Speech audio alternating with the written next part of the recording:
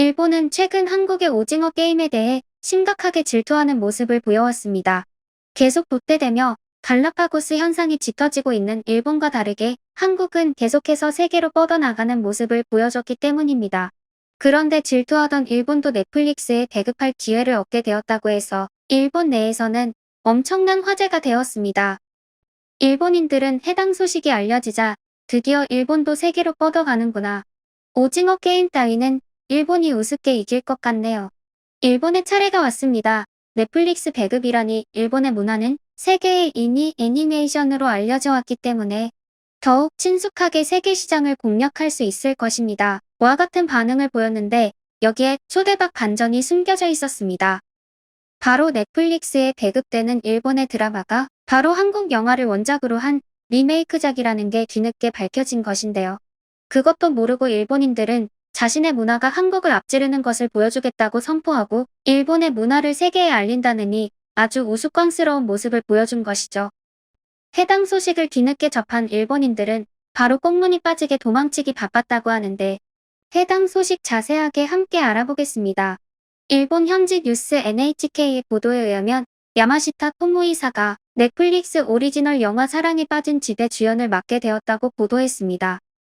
여기에 일본이 드디어 한국처럼 일본만의 문화를 넷플릭스를 통하여 세계에 알릴 수 있게 되는 것이 아니냐는 반응이 대다수였는데요.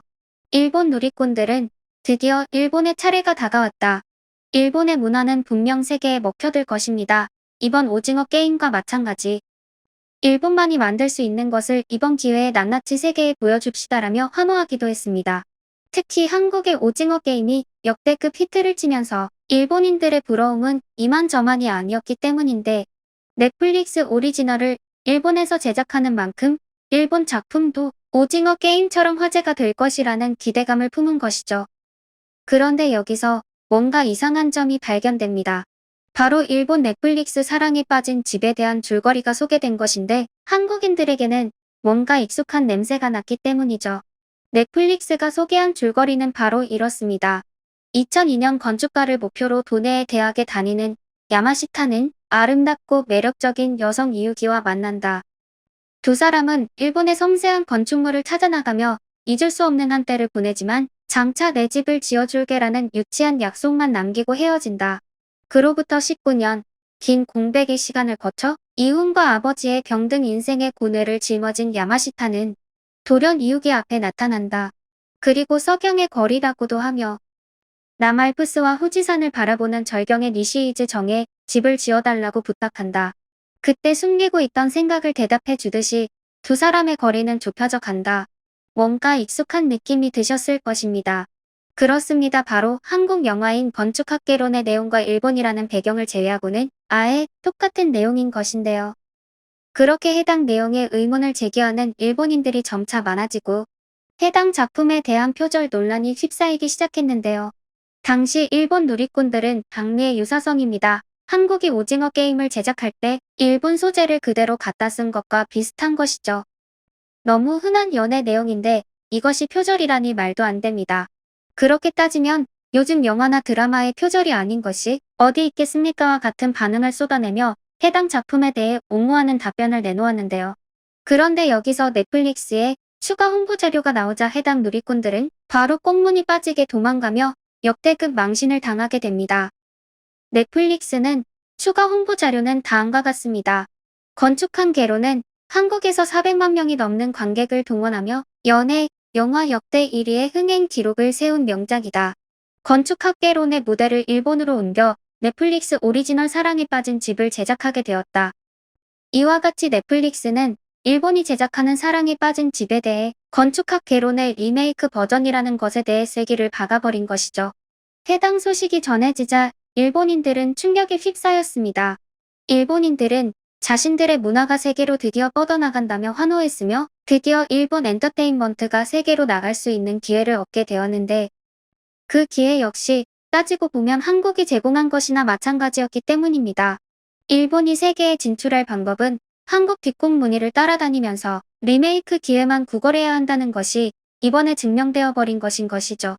작중 주인공을 맡은 야마시타는 한국에서 데이트한 연애, 영화의 리메이크라고 해서 큰 부담을 느끼고 있습니다. 하지만 이 작품에 참여하게 된 것에 큰 영광을 느끼고 있기도 합니다. 건축가가 집을 설계한 것처럼 경의를 담아 정성스럽게 스토리를 이해하고 정성껏 이 작품을 만들어 나가겠습니다라며 강조했습니다.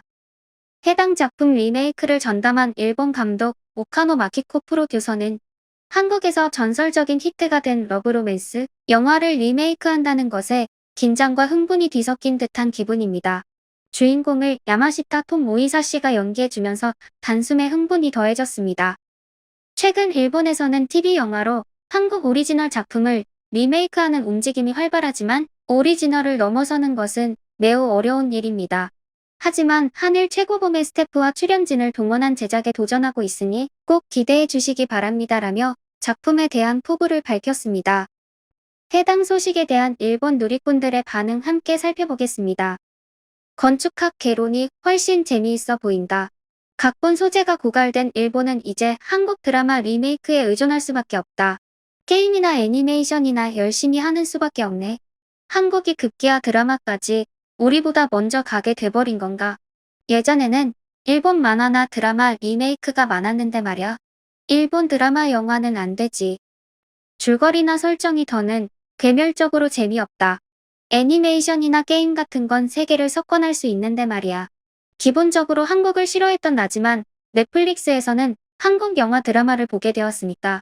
일본도 이젠 양산형 작품의 대작을 멈추고 뼈대가 굵은 각본, 배우를 제대로 가려내 세계에서 승부할 수 있는 작품을 만들어야 한다. 오징어 게임을 박리라고 비웃고 끝나는 사람은 거기서 완결된다. 영상, 미술, 세트, 의상 어느 요소도 일본의 드라마, 영화의 수준을 훨씬 웃돌고 있다고 느꼈다. 이 상황의 위기감을 느끼지 못하면 일본의 엔터테인먼트는 확실히 끝날 것이다. 이 영화 정말 좋아요. 오리지널 배우의 연기가 정말 너무 좋아서 부담스러우시겠지만 힘내세요. 그런데 왜 일본 제목이 되면 촌스러워지거나 이상한 부제가 붙거나 하는 것입니까? 한국의 리메이크에 의존하지 않는 편이 좋다고 생각한다. 일본인 배우 중에서도 굉장한 멋진 연기를 하는 사람은 많이 있지만 인기만으로 출연하는 배우는 한국 배우에 비해 연기력이나 표현력의 부족이 들통나 버린다. 한국 드라마나 영화를 보게 된 후 일본 드라마는 일절 보지 않게 되었다.